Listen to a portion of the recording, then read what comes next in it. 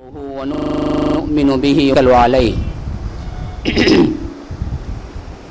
ونعوذ بالله من شرور أنفسنا ومن سيئات أعمالنا من يهده الله فلا مضل له ومن يضلل فلا هادي له وأشهد أن لا إله إلا الله وحده لا شريك له وأشهد أن محمدًا عبده ورسوله أما بعد فإن خير الحديث كتاب الله وخير الهدي هدي محمد صلى الله عليه وسلم وشر الأمور محدثاتها وكل محدثة بدعة وكل بدعة ضلالة وفي رواية وكل ضلالة في النار فأعوذ بالله من الشيطان الرجيم بسم الله الرحمن الرحيم يا أيها الذين آمنوا لا تتخذوا اليهود والنصارى أولياء بعضهم أولياء بعض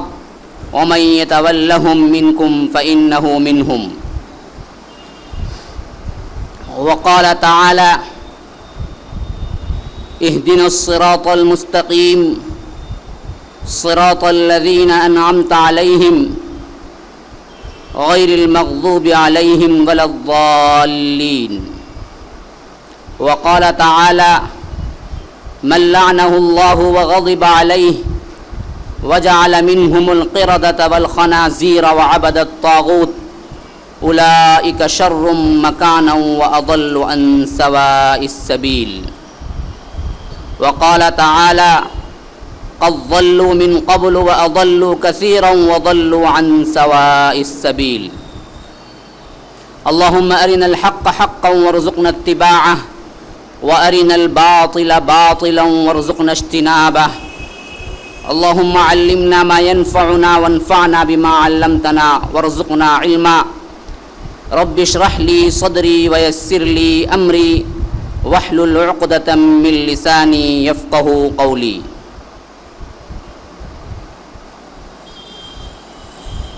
برادران کرام اور میرے معزز بھائیوں، اللہ تعالیٰ کا بے انتہا کرم و احسان ہے کہ اس نے ہمیں اس کے دین کی باتیں سننے کے لیے جمع فرمایا، کیونکہ اللہ تعالیٰ کے بارے میں، اللہ کے دین کے بارے میں، اللہ کے رسول کے بارے میں جو باتیں مل بیٹھ کر کرتے ہیں ان مجالس کی بڑی فضیلت آئی ہے احادیث میں۔ اجتماع بیوت من بیوت اللہ یتلون کتاب اللہ ویتدارسونہ بینہم الا حفتہم الملائکہ وغشیتہم الرحمہ، جیسا کہ حدیث کے الفاظ ہیں کہ کسی اللہ کے گھروں میں سے کسی گھر میں یا کسی جگہ جب اللہ کے بندے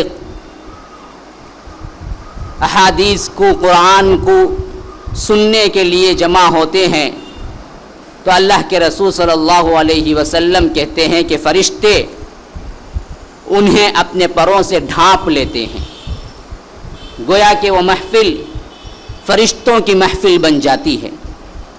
وغشیتہم الرحمہ، اور اللہ تعالیٰ اپنی رحمت سے انہیں ڈھانپ لیتا ہے۔ اس سے بڑھ کر سعادت والی مجلس کون سی ہو سکتی ہے؟ اس سے بڑھ کر معزز ترین مجلس کون سی ہو سکتی ہے جس میں اللہ تعالیٰ اپنی رحمتیں اور برکتیں نازل فرمائے؟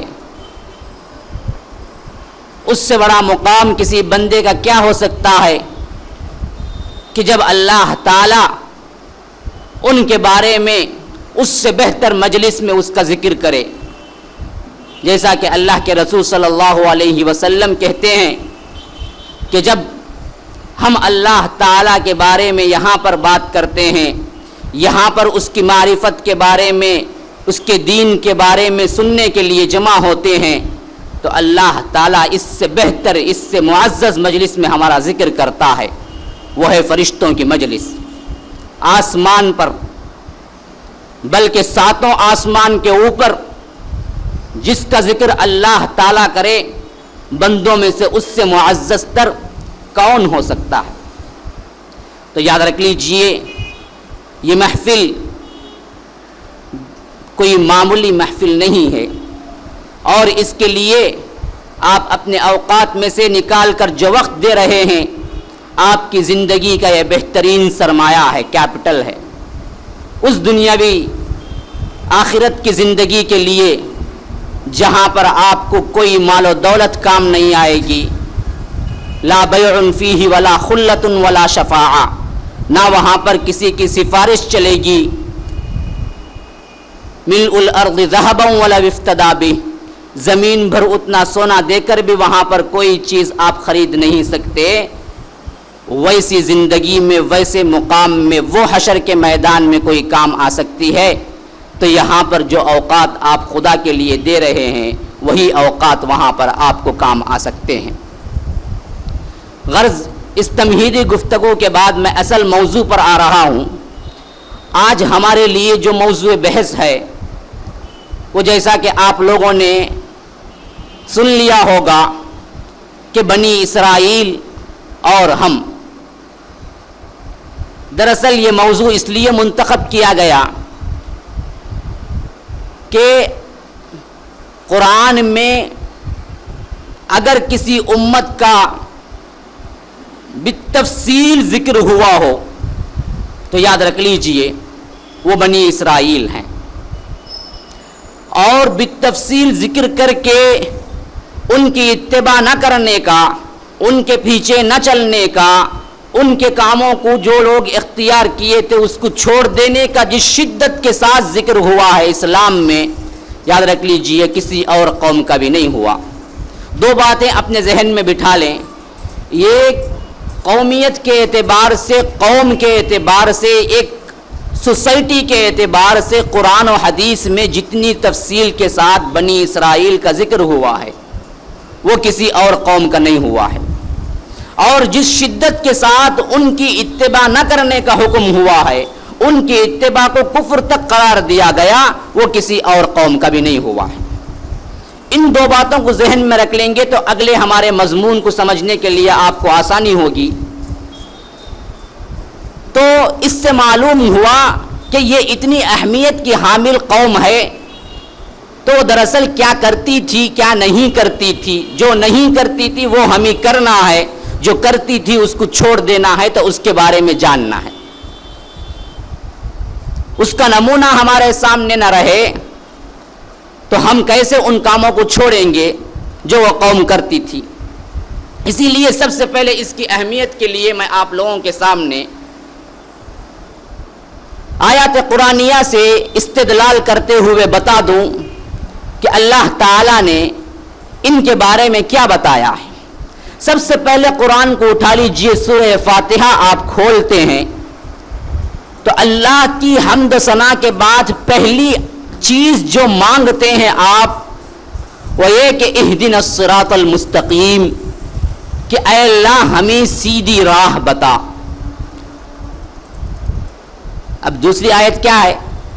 صراط الذین انعمت علیہم غیر المغضوب علیہم ولا الضالین، کہ اے اللہ ہمیں ایسی راہ بتا جن پر تو نے انعام کیا۔ ایک کیٹیگری ہو گئی انعام جن پر ہوا۔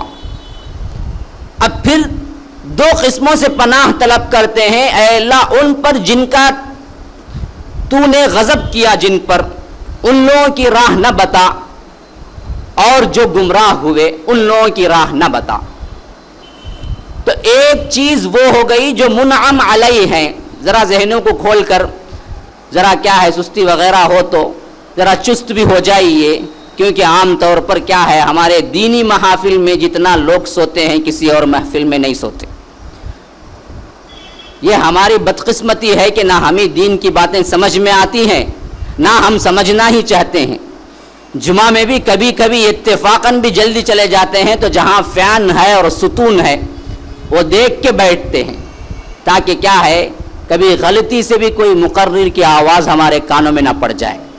یہ ہماری بدقسمتی کی بات ہے. حالانکہ دیکھا جائے تو دنیاوی علوم باریک سے باریک بھی کیوں نہ ہو, ہم اس کو سمجھتے بھی ہیں, نہ سمجھ میں آئے تو بار بار پڑھتے ہیں, بار بار کیا ہے لوگوں سے سیکھتے ہیں. اسکول کا جو کچھ ٹیچنگ ہے وہ اگر ہمیں کم محسوس ہو تو لاکھ ٹیچروں کو رکھ کر ٹیوشنز لیتے ہیں سمجھنے کی, ایک نہیں دو نہیں 3 لوگوں سے کوشش کرتے ہیں. لیکن دین ہمارے لیے اتنا سستا ہے کہ ہم نہ اس کو سمجھنے کی کوشش کرتے ہیں. اگر کوئی سمجھانا چاہتا ہے تو ہمیں بہت جلدی نیند آ جاتی ہے. تو یاد رکھ لیجئے, ذرا چاق و چوبند ہو کر, ذرا سستی سے نکل کر چست ہو کر ان معاملات کو سمجھ لیں گے تو آپ لوگوں کو اس دین کی اہمیت اور اس پر چلنا ہمارے لیے کیا ہو جائے گا, آسان ہو جائے گا. اور ہماری یہ دنیاوی زندگی میں جو ہم دین سے دور ہیں اس کی اصل وجہ سمجھ میں آ جائے گی. اصل میں آج کا مسلمان کیا ہے, اپنے آپ کو جس حیثیت میں وہ ہونا چاہیے, جس مقام میں اللہ تعالیٰ نے اس کو رکھا ہے, نہ اس کو خود معلوم ہے نہ وہ جاننا چاہتا ہے کیا معزز مقام ہے اس کا مرتبہ کیا ہے, اس کی حیثیت خدا کے پاس کیا ہے, یہ نہ وہ خود جانتا ہے نہ جاننا چاہتا ہے. اللہ تعالیٰ نے حضرت آدم کو جب پیدا کیا تو کہا کہ خلقت بیدی, ہم نے اپنے دونوں ہاتھوں سے انہیں بنایا.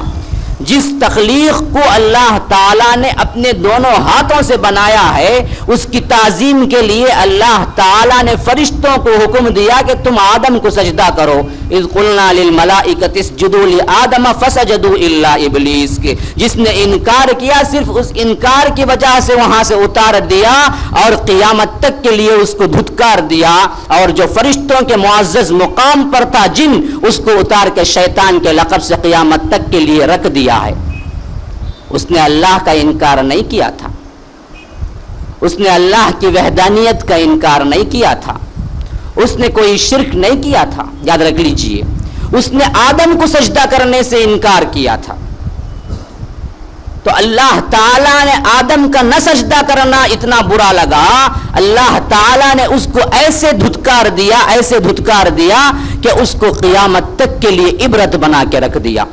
اللہ نے کہا ہے ہمارے بارے میں کہ وَلَقَدْ كَرَّمْنَا بَنِي آدَمَ وَحَمَلْنَاهُمْ فِي الْبَرِّ وَالْبَحْرِ وَرَزَقْنَاهُمْ مِنَ الطَّيِّبَاتِ وَفَضَّلْنَاهُمْ عَلَى كَثِيرٍ مِّمَّنْ خَلَقْنَا تَفْضِيلًا, کہ ہم نے بنی آدم کو اتنا اکرام دیا, اتنی فضیلت عطا کی, اتنا معزز مقام دیا کہ ہم نے سمندروں میں, خشکی میں, تری میں, زمین پر, سمندر پر ہم نے انہیں بڑا اونچا مقام مرتبہ دیا. فِي الْبَرِّ وَالْبَحْرِ وَرَزَقْنَاهُمْ مِنَ الطَّيِّبَاتِ, حلال چیزیں, پاک چیزیں ان کے لیے کھانے کے لیے فراہم کی.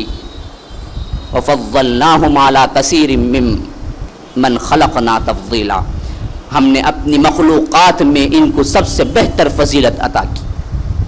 اللہ تعالیٰ کے بے شمار مخلوقات ہیں, ان میں انسان کو جو تکریم حاصل ہوئی ہے افضل المخلوقات کی, یہ فضیلت کسی اور کو عطا نہیں ہوئی. پھر اس کے علاوہ انسانوں میں بھی جس مقام پر ہمیں پیدا کیا ہے امت محمدیہ کی, یاد رکھ لیجئے اس مقام پر بھی کوئی اور امت نہیں پہنچی. کسی اور امت کے لیے یہ خصوصیات نہیں ہیں جو امت محمدیہ کے لیے ہیں. یہ مقام و مرتبہ بھی ہمیں ملا کہ محمد الرسول اللہ کے امتی میں ہمیں پیدا فرمایا. حشر کے میدان میں پیاس سے تڑپ رہے ہوں گے تو پانی حوض کوثر کا ان کو ملے گا جو اللہ کے رسول کے امتی ہیں. یہ ان کی خاص خصوصیت ہے, کسی اور کو حوض کوثر کا پانی نصیب نہیں ہوگا. صحابہ نے پوچھا کہ اللہ کے رسول کیسے, آپ کیسے پہچانیں گے کہ یہ آپ کا امتی ہے؟ اللہ کے رسول نے کہا کہ میں ان کے وضو کے اعضاء سے پہچان لوں گا کیونکہ وہ چمک رہے ہوں گے. غرم محجلین من آثار الوضو, کہ ایسے چمک رہے ہوں گے جس طرح کیا ہے تسمہ گھوڑے کا چمکتا ہے. لیکن ہم وضو کریں گے, نماز پڑھیں گے تو چمکیں گے, نہ ہم نماز پڑھتے ہیں نہ وضو کریں گے تو کہاں سے اعضاء چمکیں گے, کہاں سے اللہ کے رسول پہچانیں گے کہ یہ میرا امتی ہے؟ تو یاد رکھ لیجئے اس امت محمدیہ کی بڑی خصوصیات ہیں, لیکن افسوس کا کیا مقام ہے کہ ہم اپنے آپ کو پہچانتے نہیں ہیں. نہ ہمیں ہماری تاریخ معلوم ہے, نہ انسانی تاریخ معلوم ہے.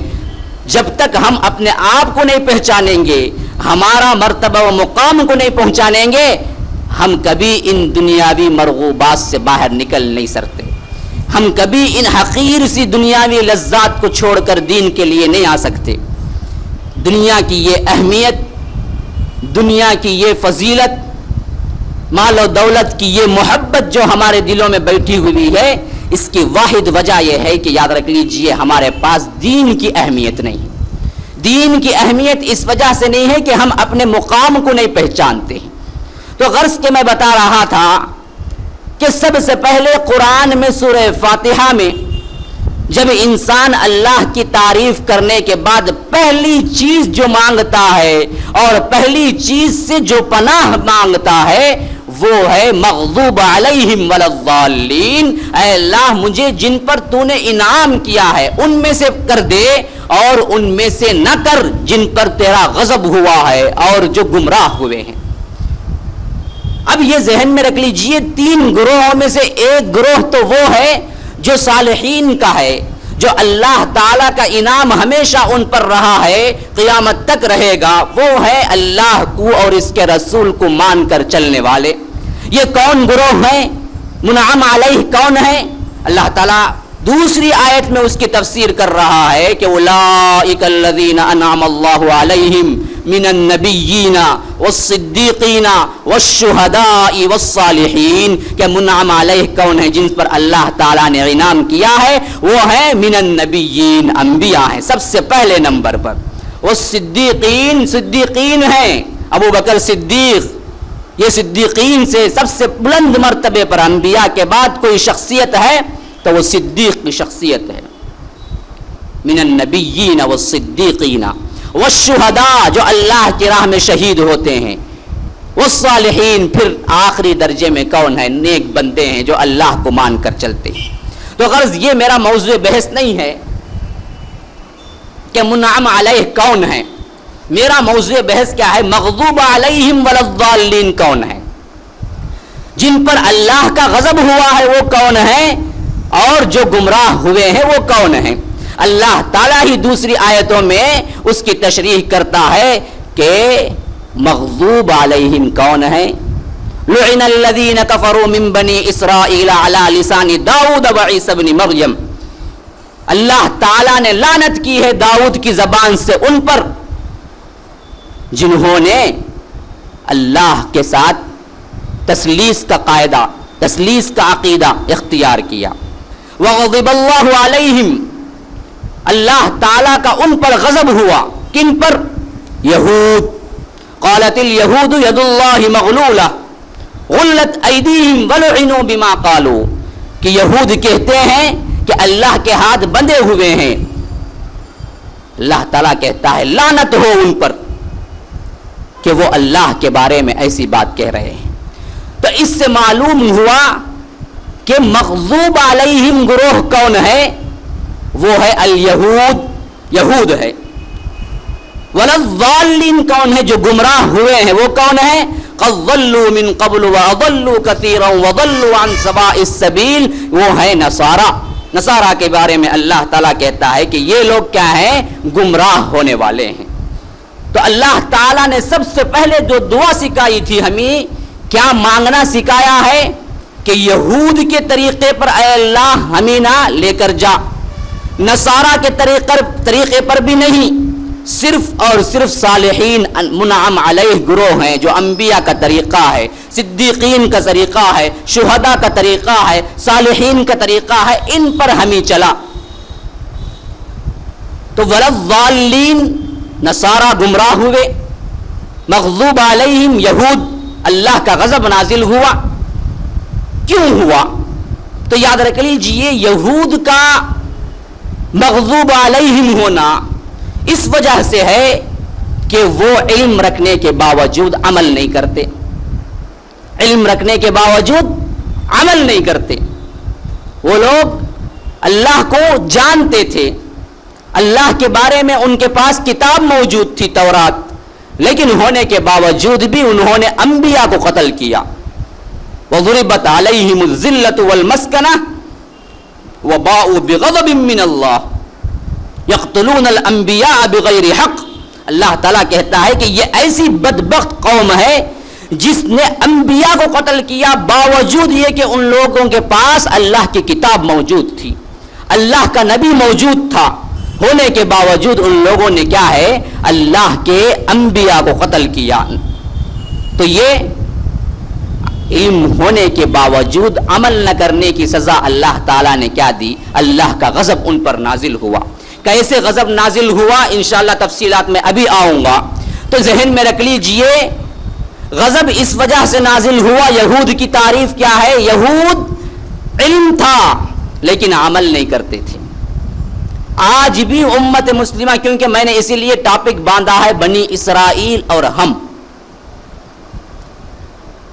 یہ اس لیے باندھا ہے میں نے کہ یاد رکھ لیجئے بنی اسرائیل کا جو تفصیلاً ذکر ہوا ہے کہ یہ لوگ ایسے کرتے تھے ایسے کرتے تھے, تو بتانا کیا تھا, اللہ تعالیٰ بتانا یہ چاہتا ہے کہ تم امت مسلمہ ہونے کے بعد ایسے عمل مت کرو جو انہوں نے کیا ہے. لیکن جب یہ بات ہے تو اللہ کے رسول نے یہ بات بھی بتا دی کہ لَتَتَّبِعُنَّ سُنَنَ مَنْ كَانَ قَبْلَكُمْ, خدا کی قسم تم لوگ ایسے ہی پیروی کرو گے ضرور بالضرور یہود و نصارہ کی کہ شبرن بشبرن ذراعن بذراعن, نقش قدم پر بالکل ٹھیک ٹھیک چلو گے. اگر وہ کسی گوہ کے بل میں گھسے ہوں گے تو تم بھی اس کے بل میں گھسو گے. اگر پچھلی امتوں میں کوئی بدبخت ترین شخص اپنے ماں سے زنا کیا ہوگا تو میری امت میں سے بھی کوئی نکلے گا جو ماں سے زنا کرے گا. اللہ کے رسول نے یہ بھی بتلا دیا کہ تم ضرور یہود و نصارہ کی اتباع کرو گے. اب یہ بات آپ لوگوں کو سمجھ میں نہیں آئے گی کہ ایک جگہ ہے کہ اتباع نہ کرو اور اللہ کے رسول نے پیشن گوئی کے طور پر یہ بھی بتلا دیا کہ میری امت ضرور بالضرور اتباع بھی کرے گی, تو یہ کیا معاملہ ہے. تو یاد رکھ لیجئے پیشن گوئیاں اس وجہ سے ہوتی ہیں تاکہ آپ ڈر جائیں, آپ ان لوگوں میں سے شامل نہ ہو جائیں جو اتباع کرتے ہیں.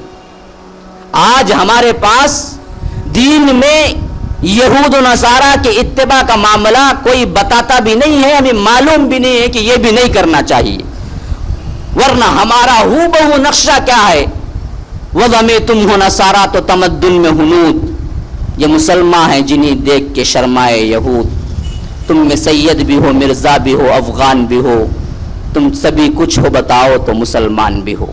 اقبال نے کہا تھا ہمارے آج سے 100 سال پہلے کی زندگی کو دیکھ کر اگر آج وہ دیکھ لیتے تو سمجھتے کہ یہود و نصارہ سے بھی آگے بڑھ گئے ہیں. انہوں نے اس وقت کہا تھا کہ تم تو اب وضع میں تم کیا ہو, یہود ہو. اسٹرن کلچر ہمارے ذہنوں میں کیا ہے, سمایا ہوا ہے.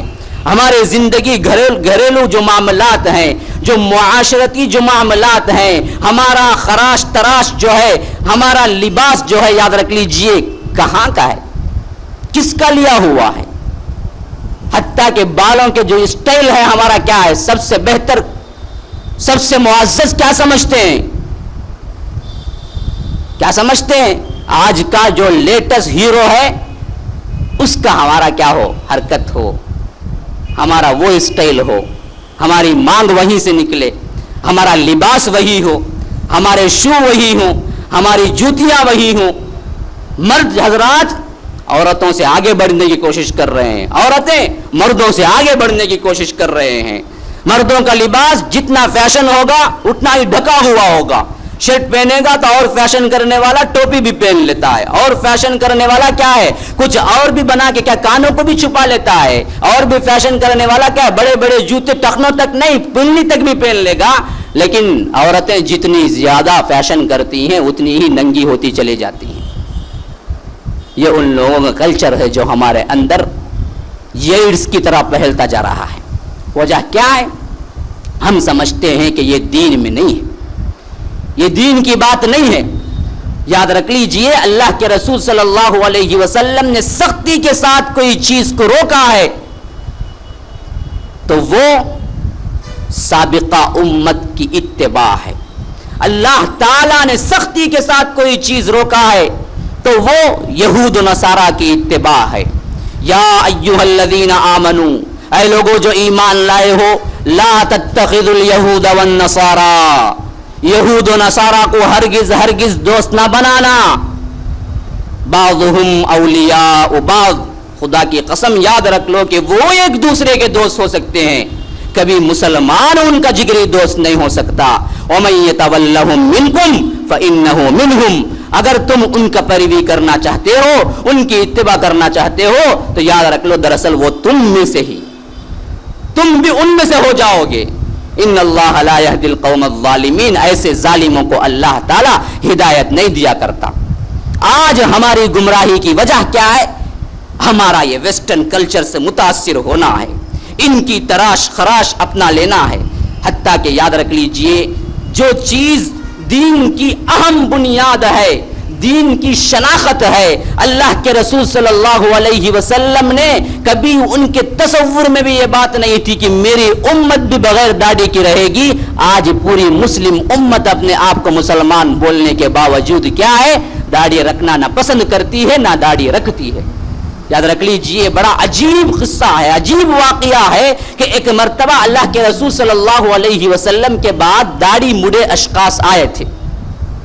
یہ وہ واقعہ ہے جب ایران کا بادشاہ نے سنا کہ عرب میں ایک نبی نکلا ہے جو اپنے آپ کو نبوت کا دعوے دار سمجھتا ہے، نبی سمجھتا ہے، تو اس نے یمن کے حاکم کو، بازان ہے اس شخص کا نام، اس کو بھیجا کہ جاؤ اس کو گرفتار کر کے لاؤ. کیونکہ اللہ کے رسول نے ان خط لکھا تھا جس میں اللہ کے رسول نے اسلام کی دعوت دی تھی اس کو، جس کا نام تاریخ میں خسرو پرویز آ رہا ہے. یہ پرویز نام کا یاد رکھ لیجئے یہی اس کے ٹھاٹ باٹ تھے جس کی وجہ سے ہمیں بھی اردو میں کسی کی ٹھاٹ باٹ کی مثال دینا ہے تو ہم کہتے کہ یہ دیکھو جی کیسے چال چلن ہے، خسروانہ. خسروانہ اس وجہ سے کہتے کہ یاد رکھ لیجئے یہ وہی اسی حوالہ ہے. اس نے جو ٹھاٹ باٹ عیاشی کی زندگی گزاری تھی اس وقت کوئی اور بادشاہ نہیں تھا، اتنی بڑی حکومت سلطنت تھی اس کے پاس. جب اس نے دیکھا کہ انہوں نے اللہ کے رسول نے اپنا نام پہلے لکھا ہے من محمد الرسول اللہ صلی اللہ علیہ وسلم، تو اس نے غصہ کیا. اس نے کہا کہ یہ کیسا شخص ہے جو میرے نام سے پہلے اپنا نام لکھتا ہے. یمن کے گورنر کو حکم دیا بازان کو کہ جاؤ گرفتار کر لو اور اس کو لے کر آؤ. بدبخت جانتا نہیں تھا کہ کس کو گرفتار کرنے کا کہہ رہا ہے. تو غرض بازان کے جب سپاہی نکلے اور 2 سپاہی زبردست مضبوط جرنیل جیسے بازان نے بھیجا اللہ کے رسول کے پاس. پہنچے جب وہ آ کر مدینے میں تو اللہ کے رسول صلی اللہ علیہ وسلم صحابہ کی مجلس میں بیٹھے ہوئے تھے. تو وہ لوگ مڈائے ہوئے تھے، داڑھی نہیں تھی ان کی. جیسے ہی نظر پڑی اللہ کے رسول صلی اللہ علیہ وسلم کو بڑا تعجب ہوا اور کراہیت کے ساتھ اللہ کے رسول نے پوچھا کہ ارے بدبختو تم نے اپنا حلیہ کیا بنا لیا ہے؟ یہ کیا چیز ہے جو میں دیکھ رہا ہوں؟ تو انہوں نے کہا کہ ہم کو ہمارے رب نے یہی تعلیم دی ہے. یعنی رب کا مطلب ہے وہاں پر بادشاہ. ہمارے بادشاہ کے پاس داڑھی مڑانا ہے. تو اللہ کے رسول نے کہا کہ تمہارا رب جو چاہے کہہ سکتا ہے، لیکن خدا کی قسم ہمارے رب کی تعلیم یہ ہے کہ ہم داڑھی کو بڑھائیں گے. مونچھوں کو کتراؤ، یہود و نصارہ کی مخالفت کرو. اللہ کے رسول نے کہا داڑھی کو بڑھاؤ، مونچھوں کو کتراؤ، یہود و نصارہ کی مخالفت کرو. یاد رکھ لیجیے اتنا کہنا کافی تھا. داڑھی کو بڑھاؤ، مونچھوں کو کتراؤ، بات ختم ہو گئی. لیکن یہود و نصارہ کی مخالفت اتنی ضروری تھی کہ اللہ کے رسول نے بتایا کہ یہ اس وجہ سے کرنا کہ یہود و نصارہ کی مخالفت ہو. وہ لوگ کرتے ہیں تم مت کرنا. حتیٰ کہ عبادت میں تک کیا ہے آپ لوگوں کو بتلا دیا گیا کہ نماز میں کمر پر ہاتھ مت رکھو، اس وجہ سے کہ یہود رکھتے ہیں، تمہیں نہیں یاد رکھنا. حتیٰ کہ اللہ کے رسول نے اتنا بتلا دیا کہ چھوٹے چھوٹے واقعات میں بتلایا کہ دیکھو یہ یہود کرتے ہیں تم مت کرنا. کسی کے پاس نماز میں ایک ہی کپڑا ہو تو حکم کیا ہے معلوم ہے کہ وہ اس کپڑے کو تہبند بنا لے. ایک ہی کپڑا ہو نماز کے لیے، کوئی کپڑا نہیں ہے تو وہ اس کو تہبند، لنگی کے سر کا تہبند بنا لینا، نماز پڑھ لینا. اللہ کے رسول نے کہا کہ تم گردن کے اوپر سے اس طرح کندھوں کے اوپر سے مت لپیٹو کپڑے کو. ولا یشتمل اشتمال الیہود، یہ اس وجہ سے کہ یہود ایسا کرتے ہیں تم مت کرو. صرف اتنا نہیں کہا کہ تم لپیٹ لو، کہا کہ ولا یشتمل اشتمال الیہود، یہ اس وجہ سے مت کرو کہ یہود کرتے ہیں، کہ ایک چھوٹی چھوٹی عبادت کی باتوں میں بھی اللہ کے رسول نے مخالفت کرنے کا حکم دیا. کیوں؟ وجہ اس کی یہ ہے کہ یہ وہ قوم ہے جو مغضوب علیہم ہے، اللہ کا غضب جن پر نازل ہوا، یہ وہ قوم ہے. اسی طرح نصارہ کون ہے؟ نصارہ کے معنی کیا ہے؟ تو یاد رکھ لیجئے، بغیر علم کے عبادت کرنا. یہود کون ہیں؟ علم کے ساتھ عبادت نہیں کرتے، عمل نہیں کرتے، یہ یہود ہیں. نصارہ کون ہیں؟ علم نہیں ہے، جاہل، لیکن عبادت گزار ہیں، بڑے عبادت گزار تھے. انہوں نے عبادات میں نئی نئی شکلیں ایجاد کی. رہبانیت کس میں ہے؟ نصارہ میں ہے، آج بھی ہے. نن پادری جو بن جانا ہے، سسٹر جو راہبہ بنتی ہے، وہ کیا ہے؟ اپنی زندگی، تمام زندگی شادی نہیں کرے گی. اسی لیے اللہ تعالیٰ کہتا ہے کہ وَرَهْبَانِيَّةً ابْتَدَعُوهَا مَا كَتَبْنَاهَا عَلَيْهِمْ إِلَّا ابْتِغَاءَ رِضْوَانِ اللَّهِ كَمَا رَعَوْهَا حَقَّ رِعَایَتِهَا، کہ یاد رکھو یہ رہبانیت اللہ تعالیٰ نے ان پر نہیں ڈالی تھی، لیکن انہوں نے ایجاد کر لیا. لیکن عبادت میں شامل کرنے کے باوجود اسے پورا نہ کر سکے. وہ رہبانیت اختیار تو کر لیتے ہیں، لیکن اپنے آپ کیا ہے؟ اندر غلاظت میں مبتلا ہو جاتے ہیں. چرچ کے اندر جتنی برائی ہوتی ہے، یاد رکھ لیجئے، اتنی برائی کسی عام مقام پر بھی نہیں ہوتی آج بھی. وجہ اس کی یہ ہے کہ وہ لوگ کیا ہے؟ ایک فطری چیز کو بھلا بیٹھے، انکار کر بیٹھے.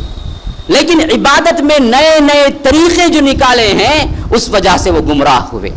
تو یہ دونوں چیزیں امت مسلمہ میں جب بھی آئی، یاد رکھ لیجئے گمراہی پھیلی. اسی لیے سفیان بن عیینہ بہت بڑے تابعی ہیں، جنہوں نے کہا ہے کہ اس امت میں علماء جب خراب ہوں گے تو وہ یہودی کی مشابہت اختیار کریں گے. دیکھیے کتنی بہترین بات کہا ہے. آج اس امت میں اگر آپ یہود دیکھنا چاہتے ہیں تو برے علماء، جن کے پاس علم ہے عمل نہیں ہے، جن کے پاس اللہ کا، رسول کا، احادیث کا علم ہوتا ہے، لیکن لوگوں کو گمراہ کرتے ہیں اپنی چاندی بنانے کے لیے، اپنی پیسی، اپنا دولت کمانے کے لیے. کیا کر رہے ہیں؟ علماء عوام کو گمراہ کرتے ہیں. تو حضرت سفیان بن عیینہ نے کہا کہ اس امت میں اگر تم یہودی دیکھنا چاہتے ہو تو وہ علماء ہیں جو خراب ہیں، اور اسی طرح اس امت میں تم نصرانی دیکھنا چاہتے ہو تو وہ عوام ہیں جو بغیر علم کے عبادت کرتے ہیں. یاد رکھ لیجئے ایک طبقہ ہمارے اندر ایسا ہے جاہل، لیکن کیا ہے؟ عبادت ان کی اگر دیکھیں گے تو بڑے بڑے علماء بھی رش کریں گے، راتوں کی عبادتیں، ریاضتیں، لیکن علم نہیں. کون ہوئے؟ نصارہ ہوئے، جنہوں نے کیا ہے؟ گمراہی مول لی تھی.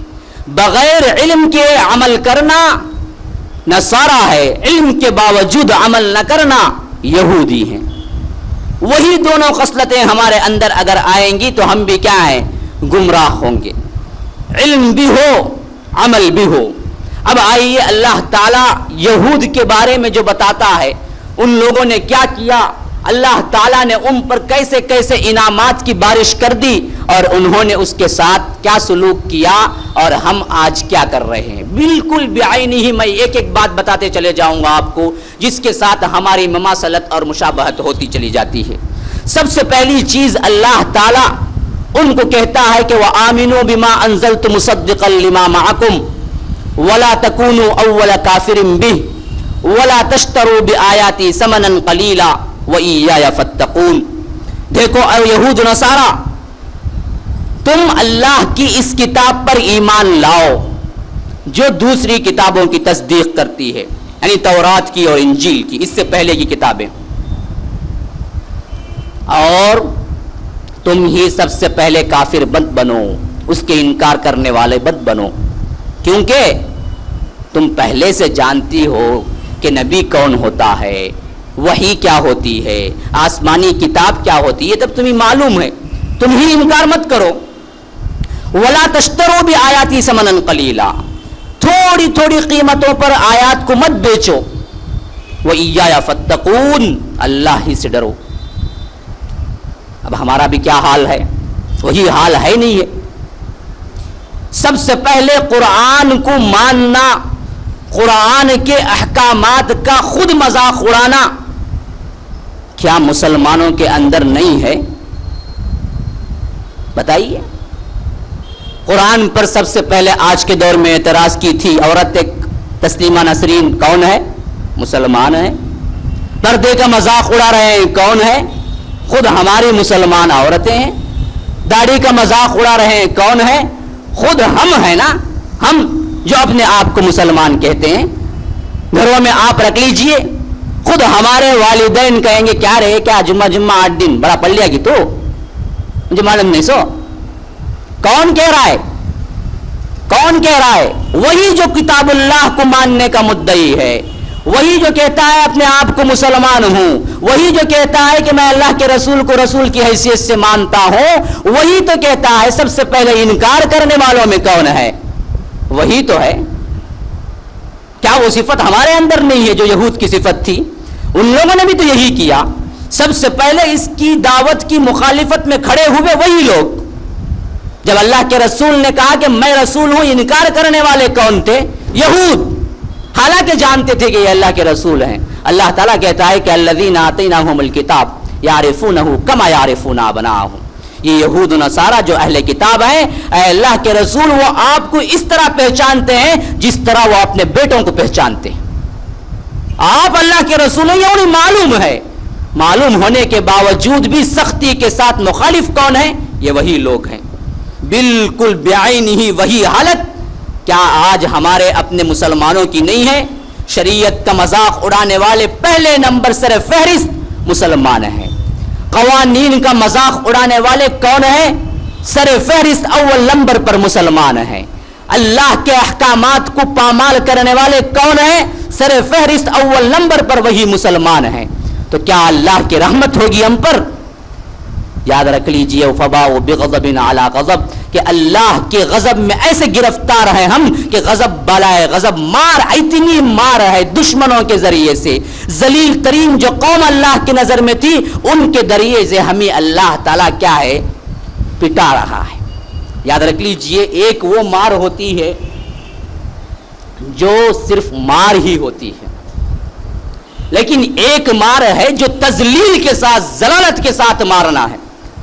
مثلا ہم کبھی کبھی کہتے کوئی کام چھوٹا اچھا کر دیتا اور بڑا نہیں کرتا, تو ہم کیا کہتے؟ وہ چھوٹے کی جو چھوٹا بچہ ہے اس کی جوتی لے کے مارو جی. کیا مطلب؟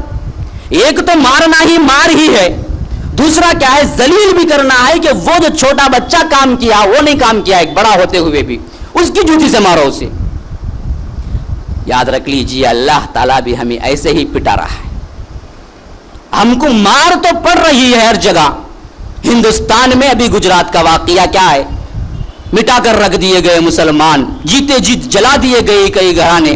فلسطین میں کون مار کھا رہا ہے؟ وہی تو مسلمان مار کھا رہا ہے. پوری دنیا ڈر کے کانپ رہی ہے مسلمانوں میں, حالانکہ کئی 56 ممالک ہیں مسلمانوں کے پاس, کئی کیا ہیں فوجیں ہیں مسلمانوں کے پاس, لیکن سب سے زیادہ ڈرنے والی قوم کون ہے؟ مسلمان ہے. اور مار کس سے کھلا رہی ہے؟ کون کھا رہا ہے؟ یہود ہیں جو مار رہے ہیں, جو اللہ تعالیٰ کے ذلیل ترین بندے ہیں. اللہ نے کہا ہے کہ فباؤ بغضب علی غضب وضربت علیہم الذلۃ والمسکنہ. ہم نے یہودیوں کو کیا ہے قیامت تک کے لیے ذلت طاری کر دی, لیکن ایسی ذلیل قوم ہم کو اب مار رہی ہے. کیوں؟ ہم اللہ کے غضب میں پورے گرفتار ہو گئے, کیونکہ وہی خصلتیں, وہی صفتیں ہمارے اندر آ گئی. پہلی صفت اللہ کے اپنی آیتوں کو, اللہ کو جو ہم مانتے ہیں, رسول کو جو ہم مانتے ہیں, انہی کی احکامات کا مذاق اڑانا ہے. یاد رکھ لیجیے یہ معمولی گناہ نہیں ہے جو ہم کر رہے ہیں. ایک گروہ ہے زبان سے کر رہا ہے, یہ تو کلی طور پر دین سے نکل گیا. یہ گروہ مسلمانوں میں وہ ہے جو زبان سے نہیں کرتا لیکن عمل سے کر رہا ہے. دیکھیے کچھ بھی بولو, کتنی بھی احادیث بتا دو, کتنے بھی کیا ہے ڈر تقوی کے روش اختیار کرنے کے لیے کہہ دو, ہمارے مسلمانوں میں ایک ایسی جماعت ہے جو کبھی بدلتی نہیں, سالوں سے کیا ہے بیانات کو جا رہا ہوگا, چہرے پر دیکھو داڑھی نہیں ہوگی، اپنی روش نہیں بدلتا، کبھی تبدیل ہونے کا مدعا نہیں ہوتا، لیکن برابر ہم خدا کی باتوں کو سننے کے لیے ہیں، عمل نہیں کرتے، کبھی عمل سے انکار کرتے ہیں۔ یہ دوسرا گروہ ہے، دونوں برابر ہیں۔ تو پہلی چیز یہودیوں کی کیا رہی کہ وہ جس کتاب کو مانتے تھے، جس اللہ کو مانتے تھے، اسی کی مخالفت کیے۔ ہم بھی کیا کر رہے ہیں؟ جس شریعت کو مانتے ہیں، جس شریعت کے لیے ہم کہتے ہیں کہ ہماری جانیں قربان، لیکن عملی طور پر سب سے پہلے انکار کرنے والے کون ہیں پتہ ہے؟ یہی مسلمان ہیں۔ پاکستان میں حکومت قائم ہو کے وہ لوگوں کو، مسلمانوں کو حکومت عطا ہو کے 60 سال کے قریب ہو چکا ہے، آج تک وہاں اسلامی حکومت قائم ہوئی ایک دن کے لیے بھی؟ کون مخالفت کر رہے ہیں؟ خود مسلمان کر رہے ہیں کہ نہیں چاہیے، ہمیں جمہوریت چاہیے۔ آج بھی ہندوستان میں آپ کو لا کر دے دیا جائے کہ بھائی حکومت کرو، مسلم حکومت، سب سے پہلے مخالفت کے لیے کھڑے ہوں گے خود ہمارے مسلمان۔ یاد رکھ لیجئے، پردے کے خلاف ابھی حال میں تحریک چلی تھی خود مسلمان عورتوں کی کہ ہمیں پردہ نہیں چاہیے، ہمیں کیا ہے، ننگا ہونا پسند ہے۔ خود شوہر کیا کرتا ہے؟ شادی ہوتے ہی پہلی بات برقع نکالو، میرے ساتھ گزارنا نہیں تو طلاق۔ کتنے مسلمان ہیں معلوم ایسے بولنے والے؟ کتنے مسلمان ہیں معلوم ایسا بولنے والے کہ اگر بیوی کیا ہو پردہ کرنا بھی چاہتی ہو، کئی میرے پاس کالز آتے ہیں، مسائل پوچھے جاتے ہیں کہ مولوی صاحب کیا کروں، شوہر کیا ہے راضی نہیں ہے۔ ایسے اپنے آپ کو مسلمان کہنے والے موجود ہیں نہیں موجود ہیں؟ پہلی خصلت ہے، یاد رکھ لیجیے۔ نمبر 2 کیا بتایا اس سلسلے میں؟ وَلَا تَشْتَرُوا بِآيَاتِي ثَمَنًا قَلِيلًا، دیکھو اللہ کی آیتوں کو کم قیمت میں مت بیچو۔ کیا مطلب؟ زیادہ قیمت میں بیچ ڈالو، کم قیمت میں مت بیچو کا کیا مطلب ہے؟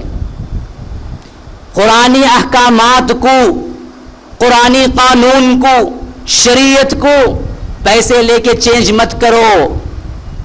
10,000 لے کے نہیں ہوا تو 20,000 لے کے کر لو، یہ مطلب کیا؟ نہیں، اللہ تعالیٰ اس وجہ سے کہہ رہا ہے کہ دین کے مقابلے میں دنیا کے آپ کروڑوں روپئے لے لے، وہ کم قیمت ہی ہے۔ وہ اس وجہ سے کہہ رہا ہے کہ کم قیمت کا یہ مطلب نہیں کہ 10,000 میں نہیں بنا شریعت کا حکم، 20,000 لے کے کہہ دو۔ آج یہی کر رہے ہیں نا علماء بھی، جو علماء سو ہیں، اس امت کے علماء ہیں جو اپنے آپ کو علماء کہتے ہیں، دراصل شیطان ہیں۔ وہ لوگ کیا کر رہے ہیں؟ شریعت کو بدلا رہے ہیں پیسے لے کے۔ آپ یہ دے دو فتویٰ مل جائے گا آپ کو، یہ بھی کر سکتے ہیں۔ کوئی سود خور ہے، اس کا اپنا عالم ہے، جاتا پیسے دے دیتا، وہ کہہ دیتے کہ ہاں بھائی یہ بزنس تم کر سکتے ہو، کوئی مذائقہ نہیں، بس اس کے لیے کیا ہے، ڈگری مل گئی اس کی۔ تو یہ معنی ہے کہ اللہ تعالیٰ کہہ رہا ہے کہ یہ مت کرو۔ کم قیمت کا مطلب یہ نہیں ہے کہ زیادہ قیمت لے کے کر لو، مطلب یہ ہے کہ دین کے مقابلے میں تم کروڑوں کے روپئے لے لو، لیکن کیا ہے، وہ کم قیمت ہی ہے۔ وہ یہ برائی بھی کیا ہمارے اندر نہیں ہے؟ یاد رکھ لیجئے، سب سے زیادہ برائی اسی کی ہے۔ ہر قسم کی برائی ہمارے اندر ہے، اور وہی حیثیت میں اسی طرح بیک وقت کیا ہے، اس کی اجازت بھی ہمارے اندر ہے۔ پوچھو کیوں جی کر، وہ عالم بولے نا مولوی صاحب، ان کے پاس میں پوچھ لیا، ان کا عالم قرآن حدیث کیا ہے ہمارے لیے؟ دلیل نہیں ہے۔ بھائی سگریٹ مت پیو، بھائی حرام، بھائی مکروہ کہتے مولوی صاحب، وہ 40 ہوئے تو میں 40 میں مرتبہ چھوڑ ڈالوں گا، پھر 1-2 دن کے بعد شروع کر لوں گا، 1 2 3 ایسی زندگی گزاروں گا میں۔ کیا یہ مسئلہ نہیں؟ اللہ کے احکامات کے ساتھ وہی مذاق جو یہودیوں کے اندر آیا ہے، وہی آیا فتقون۔ اب یہ دوسری بات ہوئی۔ تیسری کیا ہے؟ وَلَا تَلْبِسُوا الْحَقَّ بِالْبَاطِلِ وَتَكْتُمُوا الْحَقَّ وَأَنْتُمْ تَعْلَمُونَ، باطل کا رنگ چڑھا کر باطل کو اتنا ظاہر کرو کہ حق مشتبہ ہو جائے، یہ بات مت کرو۔ باطل کا رنگ چڑھا کر حق کو مشتبہ نہ بناؤ، اور نہ جانتے بوجھتے کیا ہے حق کو چھپانے کی کوشش کرو۔ یہ دونوں باتیں اللہ تعالیٰ روکا ہے، کیا ہمارے اندر نہیں ہیں؟ یاد رکھ لیجئے، آج جتنا اسلام غیر اسلام کو اسلام بتایا جا رہا ہے، اس سے پہلے کبھی نہیں تھا۔ یہی ہے، باطل کو اتنا بتانا، اتنا رنگ چڑھانا کہ وہ حق بن جائے آپ کے سامنے. آج کیا ہے؟ یہی ہے کہ باطل کو اتنا بڑھاؤ، غیر اسلامی رسومات، غیر اسلامی طریقوں کو کیا ہے اسلام کے اندر ایسے بتاؤ کہ دیکھنے والا کیا سمجھ جائے کہ یہ اسلام ہے. اسی لیے کوئی یہ غیر مسلم صحیح مسلم بننا چاہتا ہے تو اس کے لیے بڑی پریشانی یہ ہے کہ کتاب میں جو اسلام پڑھتا ہے وہ کہیں اس کو نظر نہیں آتا. قرآن میں جو اسلام پڑھتا ہے کہیں اس کو مسلمانوں میں نظر نہیں آتا، تو وہ مغالطے میں پڑ جاتا ہے کہ واقعتاً یہ مسلمانیت اصل میں اسلام ہے نہیں، یہ کتابوں میں جو اسلام ہے وہ اسلام ہے. ہم نے پورا حلیہ بگاڑ کے رکھ دیا، پورا حلیہ. ایک شادی کو اٹھا لیجئے، جتنے خرافات اس میں ہوتے ہیں، تیل کا رسم، ہلدی کا رسم، پیلا رسم، کالا رسم، کیا رسم نہیں ہے جو ہمارے پاس نہیں ہے، جو غیروں سے لی گئی ہے. کسی ایک معاملے میں پیچھے ہیں، ڈن پر ایک باندھ لیتا، کمر پر ایک باندھ لیتا، پاؤں میں ایک باندھ لیتا، اوپر باندھ لیتا، نیچے باندھ لیتا، خود چھپ جاتا. عورتوں کو چھپاؤ تو یہ کبھی ترغیب نہیں ہوتی، لیکن خود سہرا پہن کے کیا ہے چھپ کے بیٹھ جاتا. کہاں کیا یہی غیر اسلامی، جسے کیا ہے صرف کرتا ہی نہیں، اسلام کا مکمل تصور بھی حاصل ہے. کوئی نہیں کرتا تو وہ سمجھتا کہ اس کی شادی ہی نہیں ہوئی. پہلے آئے تو وہ کیا ہے، وہ کالی پوت پہ پھوٹ ڈالنا قاضی صاحب، نہیں تو کیا ہوا، شادی نہیں ہوتی. وہ کالی پوت نہیں، شادی نہیں. لا حول ولا قوت الا باللہ. نہ کالی پوت ہے نہ ہری پوت ہے، کوئی پوت ہے ہی نہیں اسلام میں. وجہ اس کی کیا بنی ہے کہ وہی غیر اسلامی تصورات کو ہم نے وہاں لا کے کھڑا کر دیا جو اسلام میں ہے. دوسری چیز کیا بتایا؟ جانتے بوجھتے حق کو مت چھپاؤ. یاد رکھ لیجئے یہ ہمارے علماء کے اندر ہے، خود جانتے ہیں لیکن عوام کو نہیں بتاتے. وجہ کیا ہے؟ بتائیں گے تو ان کی چاندی چلے جائے گی. ان کا جو پیسہ ہے، جیب بھرو مولوی اور پیٹ بھرو پیر، کیا کرتا؟ عوام کو کچھ نہیں بتاتا، اسے اندھا رکھتا، اسے جاہل رکھتا. کیوں؟ اپنی چاندی بنانے کے لیے. کئی لوگ ایسے ہیں جو صرف کیا ہیں، ان کی زندگی کا معاش ہی کیا ہے، ان کے گھر میں گئے ایک فاتحہ، ان کے گھر میں گئے ایک فاتحہ، وہاں 11.5 روپے، وہاں 50 روپے، یہاں 100 روپے، مر گئے تو ریٹ بڑھ جاتا 500 روپے قرآن خانی کو. جب ان سے پرسنل مل کے واقعہ یاد رکھ لیجئے، جب تنہائی میں مل کے پوچھتے کی مولوی صاحب معلوم نہ تم، ہاں بھائی معلوم، پیسہ کون بھائی دیتا ہے؟ ایسے کئی علماء ایسے ہیں، کئی امام صاحب مسجد کے جا کے تنہائی میں پوچھ کے دیکھو، صحیح بتاؤ مولوی صاحب یہ ہے کیا؟ نہیں ہے جی، لیکن دیں گے تمہیں پیسہ برابر. کون دے گا پیسہ؟ جانتے بوجھتے حق کو مت چھپاؤ. یہ خصلت بھی ہمارے اندر کیا ہے، بہترین انداز میں. وَلَا تَلْبِسُوا الْحَقَّ بِالْبَاطِلِ وَتَكْتُمُوا الْحَقَّ وَأَنْتُمْ تَعْلَمُونَ. اب ان باتوں کو ذکر کرنے کے بعد جو نصیحت کر رہا ہے وہ کیا کر رہا ہے؟ اللہ تعالیٰ کہتا ہے کہ اگر ان سب سے بچنا چاہتے ہو تو تمہارا کردار کیا ہو؟ اقیموا الصلاۃ وآتوا الزکاۃ وارکعوا مع الراکعین. نماز قائم کرو، زکات دو، رکوع کرنے والوں کے ساتھ تم بھی مل کر رکوع کرو. اب یہ کیا باتیں ہیں؟ یہ ہیں دین کی اصل بات. پہلی چیز امت مسلمہ کے اندر اگر وہ راہ حق صراط مستقیم مانگا ہے، انعم اللہ منعم علیہ گروہ میں شامل ہونا چاہتا ہے، تو اللہ تعالیٰ پہلی چیز جو بتایا ہے وہ کیا؟ نماز قائم رکھو. نماز نہیں پڑھتا، نماز کا انکار کرتا، یاد رکھ لیجئے انہیں کبھی مسلمان نہیں ہوتا. اسی لیے اللہ کے رسول صلی اللہ علیہ وسلم کے وفات کے بعد ایک گروہ پیدا ہوا تھا جس نے زکوٰۃ کا انکار کر دیا، لیکن نماز کا انکار نہ کوئی نہیں کیا. لیکن صرف زکوٰۃ کے انکار کرنے پر حضرت ابوبکر نے کہا کہ میں ان سے جہاد کروں گا. حتیٰ کہ بڑے بڑے صحابہ بھی کیا کیے، اس معاملے میں شک میں پڑ گئے کہ ہمیں ان سے جہاد کرنا ہے نہیں کرنا ہے. لیکن حضرت ابوبکر کا ایمان دیکھیے، انہوں نے کہا کہ جو نماز اور زکوٰۃ میں تفریق کرتا ہے خدا کی قسم وہ مومن نہیں ہو سکتا، میں اس سے جہاد کروں گا۔ آخر کار انہوں نے جہاد کیا اور ان لوگوں کو کیا ہے قتل کیا۔ اللہ کے رسول نے صاف کہہ دیا العہد الذی بیننا وبینہم الصلاۃ فمن ترکہا فقد کفر۔ غیر مسلموں میں اور ہمارے درمیان ایک عہد ہے، ایک چیز ہے جو دونوں کو تفریق کرتی ہے۔ مسلمان کون ہے یہ کون بتاتی ہے، مسلمان کون نہیں ہے یہ کون بتاتی ہے؟ الصلاۃ، نماز۔ فمن ترکہا، جس نے اسے چھوڑا اس نے کفر کیا۔ دوسری حدیث ہے من ترک الصلاۃ متعمدا فقد کفر، جس نے عمدن نماز چھوڑ دی اس نے کفر کیا۔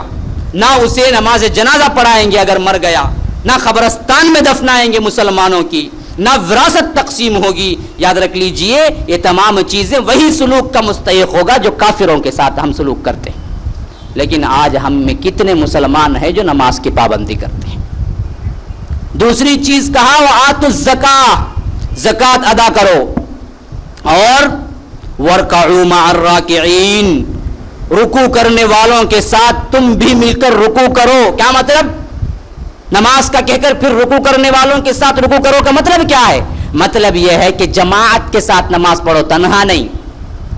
وارکعوا مع الراکعین، رکوع کرنے والے جو لوگ ہیں، جو جماعت ہوتی ہے، ان کے ساتھ مل کر تم نماز پڑھو۔ انہوں کیا کرتے؟ پکے توحید کرتے، کیا پورے نمازاں گھر میں پڑھتے، ٹائم ملتا نہیں ان کو، لیکن نام کیا؟ توحید۔ بھائی ہمیں کبھی بھی جنت چل جائیں گے، یہ ایک گروہ ہے۔ کیا ہے ان کا؟ ہمیں ہمیں جنت کے کیا ہیں؟ حقدار ہمیں اللہ سیدھا بھیج ڈالے گا۔ لیکن کردار کیا ہے؟ کبھی نماز پڑھنے کی توفیق جماعت سے ہوتی نہیں۔ تو یہ ہمارے اندر کے مغالطے، یاد رکھ لیجئے۔ جماعت کا خود اللہ تعالیٰ نے اس آیت میں ذکر کیا ہے، وارکعوا مع الراکعین اتأمرون الناس بالبر وتنسون انفسکم وانتم تتلون الکتاب افلا تعقلون۔ اللہ تعالیٰ پھر کہتا ہے کہ دیکھو تم لوگوں کو نیکی کا حکم دیتے وقت کیا اپنے آپ کو بھول جاتے ہو؟ وانتم تتلون الکتاب، حالانکہ تم کتاب کی تلاوت کرتے ہو۔ افلا تعقلون، کیا تمہیں عقل نہیں ہے؟ کیا یہ صفت بھی ہمارے اندر نہیں ہے؟ بتا لیجیے، ذرا غور کیجیے اپنے حالات پر۔ جتنا بولے گا، جتنا بتائے گا صفائی، جتنا ایمان بتائے گا، اندر کیا ہے؟ اتنا ہی خالی۔ اللہ پوچھ رہا ہے اتأمرون الناس، تم لوگوں کو تو نیکی کا حکم دیتے ہو لیکن اپنے آپ کو بھول جاتے، وتنسون انفسکم، خود عمل نہیں کرتے، دوسروں کو بڑا بتلاتے ہو، یہ نہیں کرنا وہ نہیں کرنا۔ وانتم تتلون الکتاب، حالانکہ تم قرآن پڑھتے ہو، کتاب پڑھتے ہو۔ یہی حالت آج مسلمانوں کی ہے، عمل نہیں ہے، باتیں بڑے زیادہ ہیں، ہر ایک پر تنقید، وہ انہیں برابر نہیں جی، انہوں ہی برابر نہیں، انہوں برابر، دنیا میں ایک ہی ایک انسان، لیکن عمل کیا ہے؟ بالکل صفر۔ تو اللہ تعالیٰ کہتا ہے یہ یہودیوں کے پاس تھی یہ چال، تم مت کرو۔ افلا تعقلون۔ پھر کیا کہا؟ واستعینوا بالصبر والصلاۃ وانہا لکبیرۃ الا علی الخاشعین الذین یظنون انہم ملاقو ربہم وانہم الیہ راجعون۔ یہ آخری بات ہے، میں کہہ کر ختم کر دیتا ہوں، انشاءاللہ اور بھی تفصیلات ہیں، انشاءاللہ اگلی مجلس میں رکھیں گے۔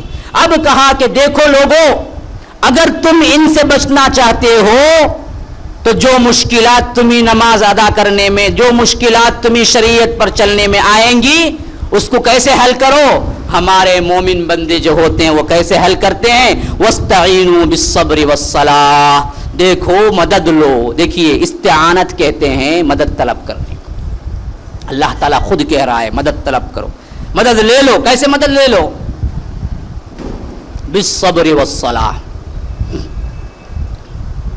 صبر اور نماز سے مدد لو۔ دیکھیے مدد کیسے لینا؟ صبر اور نماز سے۔ مشکل آ پڑی، سب سے پہلی چیز کیا ہو تمہیں؟ نماز کی طرف متوجہ کرے۔ 2 رکعت نماز پڑھ لیتا ہوں بھائی اللہ کے پاس، وہ حل ہے۔ ہمیں کیا کرتے؟ پہلے مادی طور پر بھاگتے، کیا تبھی ہوگا؟ پہلے نکل مسجد میں تو نکل چل جائیں گے، فرض نماز کو بھی آگے تو کیا کریں گے؟ نکل جائیں گے وہاں سے. بلکہ اللہ تعالیٰ کا مصیبت پر اگر تمہیں کیا ہے صبر کرنا ہے تو پہلے نماز سے مدد لو. استعینوا بالصبر والصلاۃ. اور دوسرا صبر ہمارے ذہنوں میں کیا ہے معلوم؟ مر گئے تو صبر کرو بولتے. صبر ہی کریں گا کیا کریں گا؟ دوسرا زندہ کر ڈالیں گا. وہ صبر نہیں ہے. صبر کیا ہے اصل میں؟ صبر وہ کہتے ہیں، صبر کا مطلب کیا ہے لغوی اعتبار سے ڈکشنری میننگ رکنا، ضبط کرنا، اپنے خواہشات کو ضبط کرنا صبر کہلاتا ہے. آپ کو شریعت پر چلنے کے لیے صبر چاہیے. کیوں؟ دل نہیں مانے گا، نفس کبھی نہیں مانے گا. ہاں پوسٹر دیکھے تو کیسا بھی لے کے جائیں گا سنیما ہال تک. اب دبانا کون؟ وہ صبر ہے اصل میں. وہاں صبر کرو. نہیں، یہ خدا کا حکم نہیں ہے. سامنے چرنگا کھڑے تھے نا، دوست کو باتیں کرتے کرتے ہاتھ نظر جائیں گی کہاں؟ پوسٹر کو. دوست کیا سمجھے گا کیا کی دیکھتا ہے، لیکن دیکھے تو کیا دیکھتے ہیں انہوں. ہاں آنکھوں کو صبر دو. اس وقت کیا ہے آنکھیں پلٹاؤ. ایک بار پڑ گئی وہ کیا ہے بے اختیار، دوسرے بار کیا اختیار کے ساتھ. اب وہاں سے گناہ شروع ہو جاتا. اب ہنکیا مجھ کو کھولے تو اتنا گناہ، اس کا ہنکیا مجھتا نہیں مجھ کھول لے کھڑے گا تو کیا طبیب بھی جگ جائیں گا. اللہ تعالیٰ کو مارے فالون ما تفعلون. سب جانتے وہ لوگ فرشتے ہیں نا کرامن کاتبین. کہاں سے نیت بدلی وہاں سے حساب شروع. تمہیں ہنکیا مونچھو تبھی نکو تبھی وہ معلوم ہو جاتا. یفعلون ما تعلمون. جو کچھ تو کرتے ہیں تم وہ سب کچھ جانتے ہیں وہ. تو مدد کیا ہے اصل میں؟ صبر کیا ہے؟ خواہشات پر اسلام کے مقابلے میں. سمجھا ہے نا بھائی؟ آخری میں پھر ایک بات، خواہشات پر، نفسانی خواہشات پر صبر کرنا. اب یہ کیسے آئیں گا صبر؟ یاد رکھ لو صرف نماز سے آئے گا. نماز نہیں ہے کبھی آپ فحش سے بچ نہیں سکتے. کیوں؟ اللہ نے کہہ دیا ان الصلاۃ تنہا عن الفحشاء والمنکر. نماز ایک ایسی چیز ہے جو تمہیں فواحشات سے روکتی ہے، نفسانی خواہشات سے روکتی ہے، برائی سے روکتی ہے، زنا سے روکتی ہے، فحش کاموں سے روکتی ہے. کون ہے؟ نماز ہے. ان الصلاۃ تنہا عن الفحشاء والمنکر ولذکر اللہ اکبر. یہ سب سے بہتر ذکر ہے اللہ کا، نماز. یاد رکھ لیجئے ایک انسان نماز پڑھتا ہے لیکن پکچر چھوڑنے دل نہیں آتا تو دراصل کیا ہے؟ انہیں نماز نہیں پڑھتا، صحیح نماز نہیں پڑھتا ہو. کیونکہ نماز اگر واقعتاً پڑھتا ہے تو اس کے اندر کبھی فواحشات نہیں ابھریں گے. وہ روکتا ہے نا نماز تو اسے. تو اللہ تعالیٰ نے کیا کہا؟ وَاسْتَعِينُوا بِالصَّبْرِ وَالصَّلَاةِ. صبر اور نماز سے مدد لو. اب دیکھیے اللہ تعالیٰ خود کیا کہہ رہا ہے نماز کے ذریعے. یہ بڑے غور کرنے، کیونکہ کیا ہے وقت کم ہے، میں مختصراً بتا کے بات تو ختم کر دیتا ہوں، لیکن پورے میرے بیان کا لب لباب ہے. یاد رکھ لیجئے یہ بات کہ اللہ تعالیٰ خود کیا کہہ رہا ہے نماز کے سلسلے میں کہ وَإِنَّهَا لَكَبِيرَةٌ إِلَّا عَلَى الْخَاشِعِينَ. نماز مکمل پابندی کے ساتھ پڑھنا واقعتاً بہت بڑا کام ہے. وَإِنَّهَا لَكَبِيرَةٌ. یاد رکھ لیجئے اللہ تعالیٰ کسی بات کو بڑا کہہ رہا ہے تو ہمارے جیسا معمولی باتوں کو ہم جو بڑا کہہ دیتے ہیں ویسا نہیں ہے. وہ حقیقتاً بڑی بات ہے. تبھی کہہ رہا ہے کہ وَإِنَّهَا لَكَبِيرَةٌ. بے شک یہ بہت بڑی بات ہے نماز پابندی وقت کے ساتھ ادا کرنا، لیکن إِلَّا عَلَى الْخَاشِعِينَ. میرے خشیت اختیار کرنے والوں بندوں کے لیے نہیں ہے، اہل التقوی کے لیے نہیں ہے، جو اللہ سے ڈرتے ہیں ان کے لیے نہیں ہے. ہاں جو اللہ سے نہیں ڈرتا نا، منافق کے لیے سب سے بڑی چیز نماز ہے. اسے نماز پڑھنے نہیں ہوتا. اسے سب سے مشکل چیز جو ہوتی ہے وہ کیا ہوتی ہے؟ نماز ہوتی ہے. یراؤون الناس ولا یذکرون اللہ الا قلیلا مذبذبین بین ذلک وَإِذَا قَامُوا إِلَى الصَّلَاةِ قَامُوا كُسَالَىٰ. جب یہ نماز کے لیے اٹھتے ہیں تو بڑے قسمتا سے ہوئے اٹھتے ہیں. کیا کریں؟ نماز پڑھنا ہے نا. نہیں پڑھے تو لوگ مسلمان نہیں بولیں گے. آج کا نہیں کہہ رہے ہیں. وہ آیت میں جو ذکر ہے وہ اللہ کے رسول کے دور کا ہے. وہاں منافق بھی نماز پڑھتا تھا. آج کا پکا مسلمان بھی نماز نہیں پڑھتا. پکا مسلمان کہتے ہیں انہیں، نماز نہیں پڑھتا. لیکن کب تبھی مسجد میں لڑائی ہوئی تو آتا انہیں مسجد کا متولی. ہمارے مسجدوں کا متولی کیسے؟ چاقو نکلنا مسجد میں نہیں، کون تبھی لولان ہو جانا. تب کیا ہوتے انہوں متولی دکھتے. انہوں کون متولی؟ انہوں نماز نہیں پڑھتے. امام صاحب کو کیا کرتے؟ نماز پڑھاؤ بولتے خالی. تو یہ کیا ہے ہمارا حال. لیکن اس دور میں کیا تھا؟ منافق بھی نماز پڑھتا تھا، بلکہ مسجد نبوی میں پہلی صف میں ہوتا تھا عبداللہ بن ابی جو منافقوں کا سردار. اسے معلوم تھا نماز نہیں پڑھے مسلمانیت نہیں بلکہ نکال لے گے سوسائٹی سے. اسے بھی معلوم تھا. لیکن سب سے سخت تر چیز کیا ہوتی ہے منافقین کے لیے؟ نماز. وَإِذَا قَامُوا إِلَى الصَّلَاةِ قَامُوا كُسَالَىٰ. جب اٹھتے ہیں وہ نماز کے لیے بڑے قسمتہ سے اٹھتے ہیں، کیا کریں چارہ ہے نہیں دوسرا. اور جب پڑھتے ہیں تو کس لیے پڑھتے ہیں؟ یراؤون الناس، لوگوں کو دکھانے کے لیے پڑھتے ہیں. کوئی ان کو معلوم ہوتا نا یہ نماز اللہ کے لیے نہیں ہے بول کے، ان کو خود ہی معلوم ہوتا. صرف کس لیے پڑھتے؟ لوگ کہہ دیں گے نا مسلمان ہے بول کے. یراؤون الناس ولا یذکرون اللہ الا قلیلا. اور ذکر نہیں کرتے اتنا کہ بہت کم. دیکھو آج کی نماز ہے ہمارے مسلمانوں کی، کوا ٹھونگ مارتا نہیں ویسا ماریں گے، ہوں پلٹ کے دو 4 رکعت ختم، آؤ چلو جائیں گے.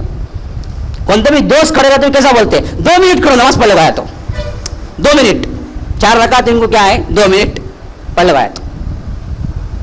نہ پڑھتے سو ان کو معلوم، نہ قرآن پڑھتے سو معلوم، کیا بھی معلوم نہیں ہوتا کیا کی کرنا. یہ ہے ہماری نماز. یہ ہے وہ خصلتیں جو کیا ہیں اللہ تعالیٰ نے یہودیوں کی بتائی ہیں. لیکن پورے ہو بہو پوری لسٹ کیا ہے، ادھر ایک ادھر ایک ڈال کے دیکھیں گے تو ایک کھیل آتا ہندو میں پیپر میں سے بھی، کیا فرق بتاؤ. دونوں ہو بہو تصاویر رہتی، فرق بتانا ڈھونڈ کو. اس میں 2-3 نکل جائیں گے فرق، لیکن ہمارے اس میں ڈال کے بتائے تو ایک فرق بھی نکلے گا نہیں. یہودیوں اور مسلمانوں کے لسٹ میں رکھ کے دیکھیں گے آج کے اور ان کے ہو بہو ڈٹو، ایک فرق بھی نہیں نکلے گا. یہ حالت ہے ہماری. تو اللہ کہتا ہے وَإِنَّهَا لَكَبِيرَةٌ إِلَّا عَلَى الْخَاشِعِينَ کہ بے شک نماز بہت بڑی چیز ہے لیکن میرے ڈرنے والوں کے لیے نہیں ہے. مجھ سے ڈرنے والوں کے لیے یہ مشکل ترین چیز نہیں ہے، بلکہ ان کے لیے کیا ہے نہیں پڑھے تو خلیش رہیں گی دل میں. کبھی ایک چھوٹ گئی تو کوئی چیز ان کی گم ہو گئی اس طرح کی معلوم ہوگی، سب سے پہلے بھاگ کے آئیں گے. جیسا کہ حدیث میں آتا ہے کہ اللہ کے رسول ذرا ابر دیکھتے تو فوراً مسجد چلے جاتے تاکہ کیا ہو یہ اللہ کا عذاب نہ ہو. ہم نہ کیا ہے سونامی آ گا تو بھی ہمیں نہیں اٹھتے. ہاں ہم نہ ابر کیا سونامی چاہ گا تو بھی کیا بولتے ہیں ہمیں کائی کو آیا وہ دیکھو جی وہ کیا کہتے اندر تھا کہتے وہ کیا کہ پہلے سے لاوا وہ پھٹا کہتے وہ نکلا کہتے. اس پر تحقیق ہمیں گناہ چھوڑیں گے پلٹیں گے ہمیں بدلیں گے یہ کبھی تصور بھی نہیں آتا. ہمیں آتا ہے تو کیا یہ کیسے ہوا کیسے بچیں گے. اب کیا ہے سونامی سے کیسے بچنا پکچر میں بتاتے ہیں. اب الگ الگ پروگرام ڈال کو کیا سونامی سے کیسے بچنا ویسے گھر بناؤ. تو یاد رکھ لیجئے اللہ کے عذابات سے فرار کی جو اسکیمیں بن رہی ہیں کیا اللہ کو معلوم نہیں ہے؟ فلا یعلم من خلق. اللہ تعالیٰ تم کو پیدا کیا ہے کیا وہ نہیں جانتا تمہاری خصلتوں کو؟ وہو اللطیف الخبیر وہ تو بڑا باریک بین اور باخبر ہے. نہیں جانتا انسانی خصلتوں کو کہاں بھاگ کے جاؤ گے. اللہ کے عذاب سے بچنے کا ایک ہی واحد راہ ہے وہ ہے اللہ کی طرف پلٹ کے آنا ہے رجوع الی اللہ. تو اللہ تعالیٰ بھی یہی کہتا ہے. اسی سے میں اپنی بات کو ختم کرتا ہوں اس آیت کے ترجمے سے کہ الذین یظنون انہم ملاقو ربہم وانہم الیہ راجعون. یہ وہ لوگ ہیں جو آخرت میں اللہ کی ملاقات کا یقین رکھتے ہیں اور وہ کہتے ہیں کہ ہم کو پلٹ کر جانا اللہ ہی کی طرف ہے. یاد رکھ لیجئے جن کے سامنے آخرت ہوگی جن کے سامنے اللہ کی ملاقات جواب دہی کا ڈر ہوگا اس کے لیے نماز کیا ہوگی آنکھوں کی ٹھنڈک ہوگی. نماز میں اس کو سکون ملے گا. نماز اس کے لیے کیا ہوگی سب سے بہترین آرام کی چیز ہوگی. یاد رکھ لیجئے جن کے لیے مشکل ہوگی اس کا مطلب یہ ہوا کہ وہ خدا کی ملاقات کا یقین نہیں رکھتا. تو یاد رکھ لیجئے ہمیں اللہ کے ان بندوں میں سے اللہ تعالیٰ بنا لے جو اللہ کی خشیت اختیار کرتے ہیں. ھذا وباللہ التوفیق وصلی اللہ وسلم علی نبینا محمد. سبحان اللہ وبحمدہ سبحانک اللہم وبحمدک اشہد ان لا الہ الا انت استغفرک واتوب الیک. بھائی کل مغرب کے بعد سیرت النبی کا بھی پروگرام ہے, اس میں بھی شامل ہونے کی کوشش کریں اور اپنے دوست احباب کو بھی بلا کر لائیں. کوئی سوال ہو تو پوچھ سکتے ہیں اس ٹاپک کے تعلق سے, یا کوئی اور سوال ہو تو بھی پوچھ سکتے ہیں.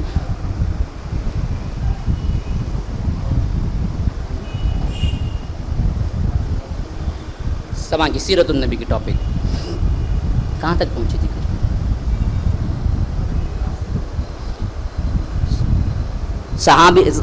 صحابی حضرت حمزہ کا قبول اسلام آیا تھا.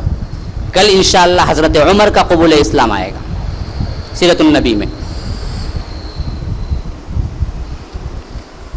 سوال ہوا یہود کا مطلب نصرانی کا مطلب کیا ہے. ابھی میں نے بتایا تھا نا, یہود وہ ہیں جو اللہ کے غضب میں گرفتار ہوئے. ان کی صحیح خصلت کیا ہے؟ علم ہوتا ہے, عمل نہیں کرتے. آج ہماری امت میں وہ خصلت کیا ہے؟ برے علماء میں ہے. یاد رکھ لیجئے, علم ہے, عمل نہیں کرتے. خاص کر یہ جو ہیں اپنے آپ کو عالم کہتے ہوئے, آپ دیکھیں گے مسجدوں کے سامنے کھڑ کے باتیں کریں گے, اتنی بڑی داڑھی, ٹوپی, چبا, آؤ جی نماز کو. ان کو دل کی نماز ہے کہتے ہیں ان کے پاس.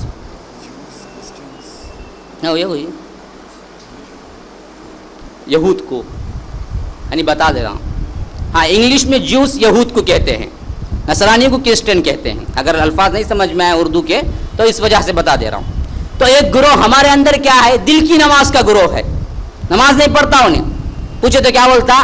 دل میں پڑھ لیتا کہتے انہیں. تو یاد رکھ لیجیے کیا ہے یہ گروہ, کس کے مشابہ ہے؟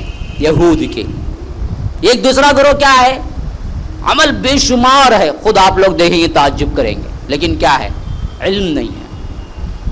نہ اللہ کو کیسے ایمان لانا معلوم, نہ اللہ کے رسول پر کیسے ایمان لانا معلوم. تو عمل بالعلم یہ کیا ہے؟ اہل السنت والجماعہ ہے. عمل بھی ہو اور اس کے ساتھ ساتھ علم بھی ہو. یہ کیا ہے؟ صحیح بہترین صراط مستقیم ہے. یہ درمیانی راہ ہے, بالکل سیدھی راہ ہے. ان کے اور تفصیلات ہیں, صرف میں نے ایک خاکہ پیش کر دیا. انشاءاللہ کیا ہے مسلسل اسی پر ہوں گے اس کے بعد کے بیانات. یہود کون ہے, نصارہ کون ہے, اور ہم کیا کرتے ہیں, یہ کیا ہے انشاءاللہ آج کیا میں نے مختصراً بتا دیا. انشاءاللہ تاریخ یہود انشاءاللہ میں اگلے ہفتے رکھوں گا کہ یہود کی تاریخ کیا ہے, انہوں نے کیسے آئے تھے, اللہ نے کیا انعامات کیے تھے. دراصل وہی موضوع تھا لیکن وقت ایسے نکل گیا, صرف تعارف ہی میں نکل گیا. انشاءاللہ تسلسل بعد کے ہفتہ واری پروگرامز میں آئے گا. ھذا وباللہ التوفیق صلی اللہ علیہ وسلم. جی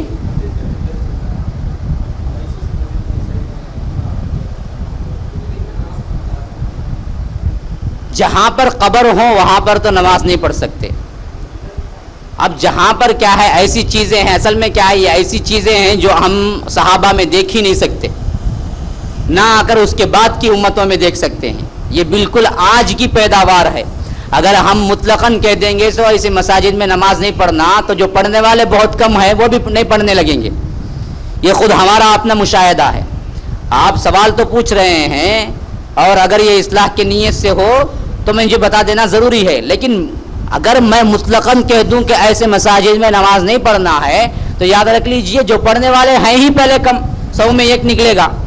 اب اس کے لیے کیا ہو جاتا ہے, یہ سب سے بڑا بہانہ بن جاتا ہے, بھائی وہ نماز نہیں جاتا جی, میں یہاں جاتے, یہاں بھی کہاں جاتے, جاتا نہیں جی, میں چھوڑ دیتا ہے نماز کو. اب یہ کیا ہے, ہاتھ کا دیکھو پھوڑے والے کریں گے بولتے, ویسا حال ہو جاتا. اس وجہ سے کیا ہے ہم مطلقاً نہیں کہہ سکتے ہر مسجد میں نماز پڑھو, اور نماز پڑھنا چاہیے. یہ اور بات ہے کہ جہاں اچھی مسجد ہو تو اس کے مقابلے میں اس مسجد کو چلے جانا, جہاں نہیں ہو ہم مطلقاً کوئی حکم نہیں لگا سکتے.